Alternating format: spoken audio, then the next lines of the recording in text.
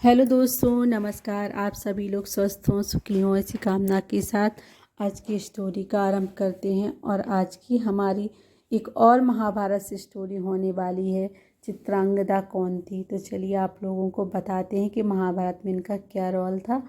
सुनिए आप लोग सभी लोग। द्रौपदी के अलावा अर्जुन की सुभद्रा, उलूपी और चित्रांगदा नामक 3 और पत्नियां थीं।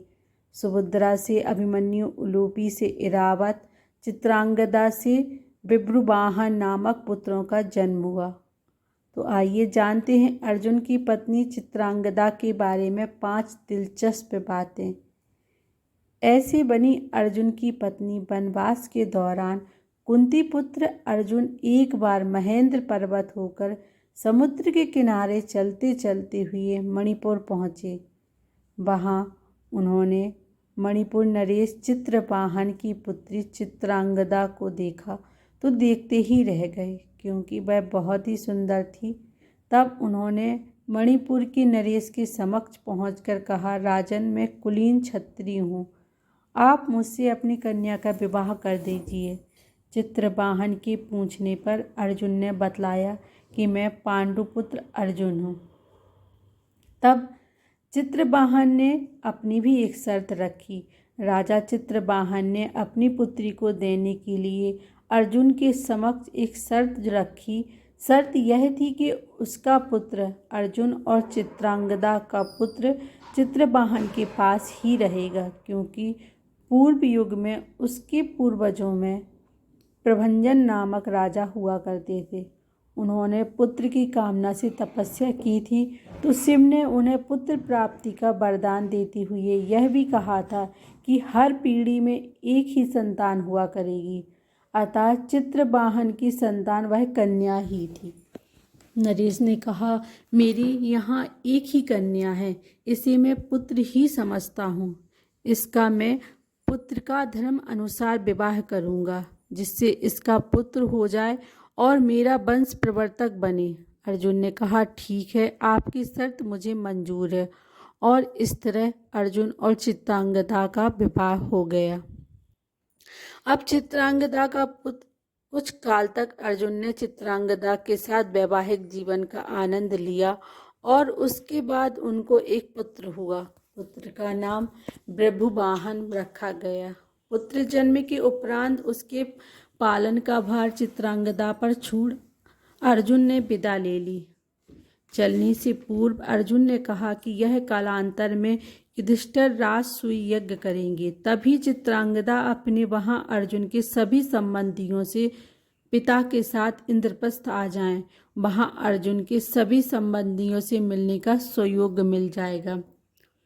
तब एक बार जब युधिष्ठिर ने अश्वमेध यज्ञ किया था, तब यज्ञ का अश्व मणिपुर जा पहुंचा। अश्व के साथ अर्जुन थे।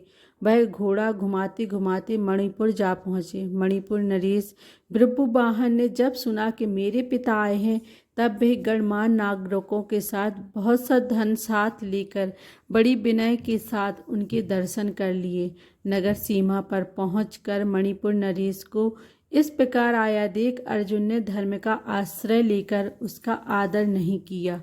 उस समय अर्जुन कुछ कुपित होकर बोले, बेटा, तेरा यह ढंग ठीक नहीं जान पड़ता।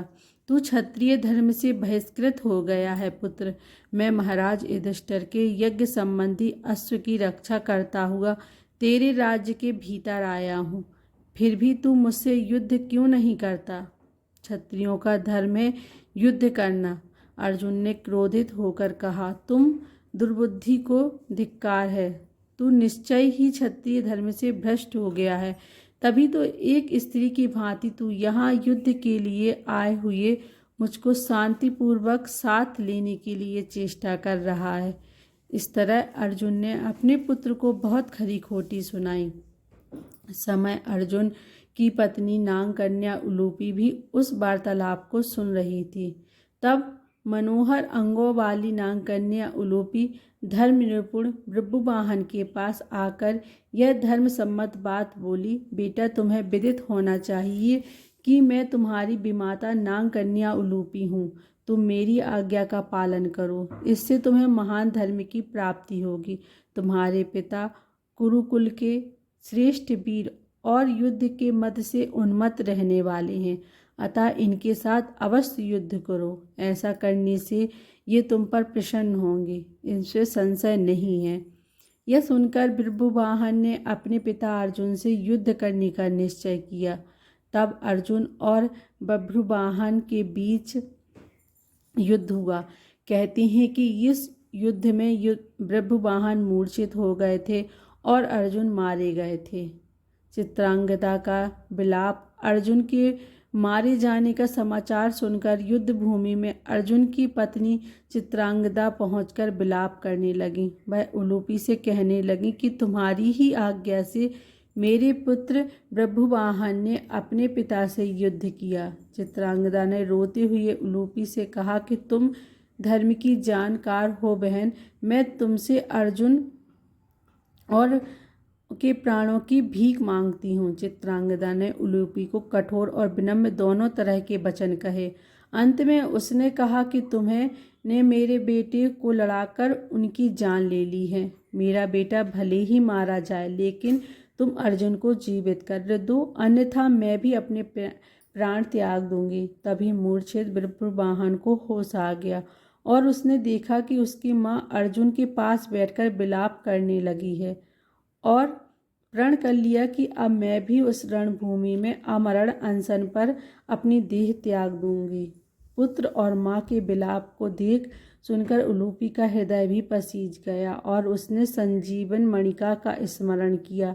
नागों के जीवन का आधारभूत मणि उसके स्मरण करते ही वहां आ गई। तब उन्होंने बभ्रुवाहन से कहा कि बेटा उठो, शोक मत करो, अर्जुन तुम्हारे द्वारा परास्त नहीं हुए हैं, ये मनुष्य मात्र के लिए अजय हैं। लो, यह दिव्य मणि अपने स्पर्श से सदा मेरे हुए सर्पों को जीवित किया करती है, मरे हुए सर्पों को जीवित करती है।